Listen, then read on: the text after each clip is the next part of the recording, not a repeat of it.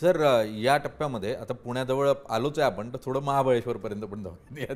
महाबळेश्वरला आपण एक मोठं स्वप्न बघत होतो की महाबळेश्वर पार्ट 2, महाबळेश्वर सेकंड महाबळेश्वर आपण डेव्हलप करायचं स्वप्न बघितलं होतं आणि एकनाथ शिंदे साहेबांनी त्या संदर्भात अनेक सुतोवाच केलं. तर त्या प्रकल्पाचं स्टेटस काय, कधीपर्यंत तो पुढे जाताना पाहायला मिळेल? नवीन महाबळेश्वराचं प्लॅनिंग अथॉरिटी MSRDC आहे आणि त्याचं 2000 स्क्वेअर किलोमीटर एवढं प्लॅनिंगचं क्षेत्र आहे आणि त्याचं ड्राफ्ट प्लॅनचं DP तयार करण्याचं काम अंतिम टप्प्यामध्ये आहे आणि लवकरच त्या 6 महिन्याच्या आतच याचे DP प्रकाशित केले जातील. ओके.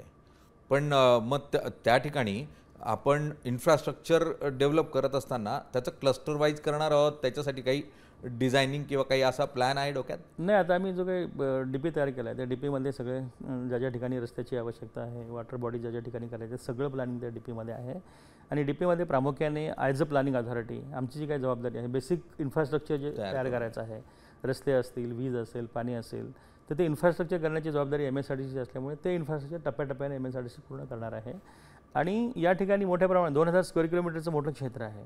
या ठिकाणी बाहेरच्या विदेशी कंपन्याला इन्व्हेस्टमेंट करून मोठे मोठे प्रकल्प असतील, टुरिझमचे प्रकल्प असतील, ते उभा करण्यासाठी चांगली संधी